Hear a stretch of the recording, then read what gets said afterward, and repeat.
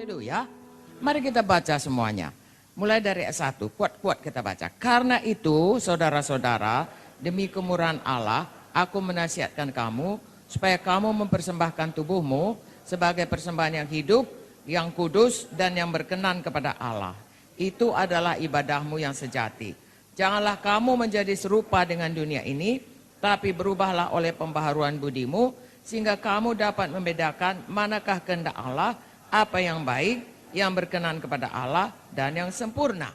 Kita melihat ini semuanya adalah bagaimana sikap hati kita terhadap Tuhan. Amin. Hukum pertama yang terutama adalah hendaklah kita mengasihi Tuhan dengan jadi penyembahan yang benar, penyembahan kepada Tuhan yang benar, mengasihi Tuhan. Inilah dia, Tuhan berikan beberapa pengertian supaya kita melakukannya.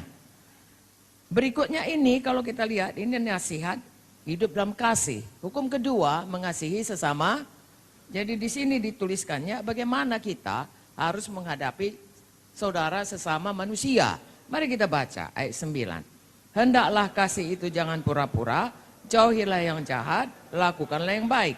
Hendaklah kamu saling mengasihi sebagai saudara dan saling mendahului dalam memberi hormat. Hendaklah biarlah rohmu menyala-nyala dan layanilah Tuhan. Bersukacita dalam pengharapan, sabarlah dalam kesesakan, bertekunlah dalam doa. Bantu dalam kekurangan orang-orang kudus, usahakan dirimu untuk selalu memberikan tumpangan. Berkatilah siapa menganiaya kamu, berkatilah dan jangan mengutuk. Bersukacitalah dengan orang bersukacita, menangislah dengan orang menangis. Hendaklah kamu sehati sepikir dalam hidupmu bersama, janganlah kamu memikirkan perkara-perkara yang tinggi, tapi arahkanlah dirimu pada perkara-perkara yang sederhana. Janganlah menganggap dirimu pandai. Janganlah membalas kejahatan dengan kejahatan. Lakukanlah apa yang baik bagi semua orang. Sedapat-dapatnya, kalau hal itu bergantung padamu, hiduplah perdamaian dengan semua orang. Saudara-saudaraku yang kekasih, janganlah kamu sendiri menuntut pembalasan, tapi berilah tempat pada murka Allah, sebab ada tertulis, pembalasan itu adalah hakku. Akulah yang akan menuntut pembalasan, firman Tuhan. Tetapi jika seterumu lapar, berilah dia makan. Jika dia haus, berilah dia minum. Dengan berbuat demikian, kamu menumpukan bara api di atas kepalanya. Janganlah kamu kalah terhadap kejahatan, tapi kalahkanlah kejahatan dengan kebaikan. Amin. Nah, ini umumnya adalah sikap hati kita terhadap sesama. Hendaklah kita saling mengasihi atau hendaklah kita mengasihi sama kita seperti diri kita sendiri. Itu sebabnya seluruh Alkitab ini dikatakan, ya, itu adalah termasuk dalam hukum pertama dan hukum kedua. Inilah contohnya, saudaraku, ya. Jadi satu poin, ya, penyembahannya benar, ini terutama bagaimana mengasihi Tuhan. Lalu poin berikutnya, bagaimana mengasihi sesama. Jadi kalau saudara baca hanya poin Roma 12 ayat 1, tidak segenapnya kita tangkap. Tapi kalau kita baca ini semuanya, lalu hati kita diubahkan Tuhan. Haleluya, saudaraku. Hari ini saya tekankan lebih dalam ayat 1 dan ayat 2. Tapi ini menyangkut seperti saya katakan tadi, ya, bukan hanya berdiri sendiri ini dua ayat ini. Tapi di sini adalah bagaimana kita hidup untuk mengasihi Tuhan dan juga hidup untuk mengasihi sesama. Amin, saudaraku.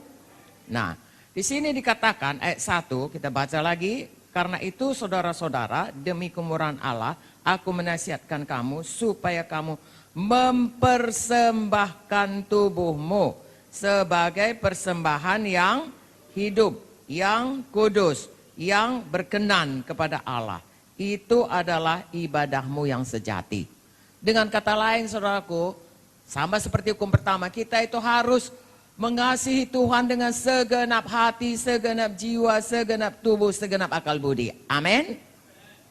Tubuh dipersembahkan. Saudara yang kekasih, kita semua mengingat kita ada di sini karena Yesus sudah mempersembahkan tubuhnya sebagai korban untuk menebus kita. Hidup kita, hidup kekristenan kita, hidup baru kita dimulai karena kita mengakui Yesus sudah mati bagi kita.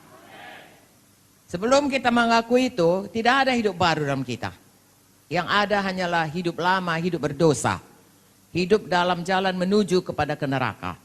Tapi begitu kita datang kepada Yesus, tahu dan percaya dan menerima Yesus, telah mati bagi kita, mempersembahkan tubuhnya untuk kita, untuk dosa-dosa kita. Disitulah mulai hidup baru kita. Haleluya. Dan Tuhan meminta kita bukan pula mempersembahkan tubuh seperti dia, ya, menaruh badan kita, saudaraku, di atas mezbah lalu dibakar. Bukan, itu sudah dikerjakannya. Bagian kita sekarang, tubuh yang hidup ini dipersembahkan. Dibakar pun gak ada gunanya, ya, bahkan dosa, karena Tuhan tidak suka kita membunuh manusia, ya. Tetapi tubuh yang hidup ini, yang sudah ditebus ini, Tuhan mau supaya dipersembahkan kepadanya. Lagi kita hidup, ya, roh, jiwa, tubuh kita, itulah keseluruhan kita. Semua untuk dia, tentunya dengan apa yang kita miliki yang diberikannya, ya, semua untuk dia. Haleluya. Sebagai persembahan yang hidup, apalagi yang kudus, apalagi yang berkenan. Kiranya saudaraku, biarlah kita, ya, selalu memiliki hati yang benar dalam hal ini, ya. Biarlah hidup kita ini adalah hidup yang dipersembahkan kepada Tuhan. Seluruh hidup kita. Haleluya. Dengan kata lain, saudaraku, kita ini sudah mati. Bukan mati dalam arti kata mati tidak bernyawa. Mati bagi diri kita. Bagi kehendak kita. Bahkan kita berkata, saudaraku, Roma 10 ayat 8-10. Siapa yang mengaku Yesus itu Tuhan, dia diselamatkan. Jadi Yesus itu Tuhan, dia yang naik tahta. Jadi apapun hidup kita ini, roh, jiwa, tubuh kita, dan keseluruhan yang ada pada kita, itu milik Yesus. Harus dipersembahkan kepada Yesus. Haleluya.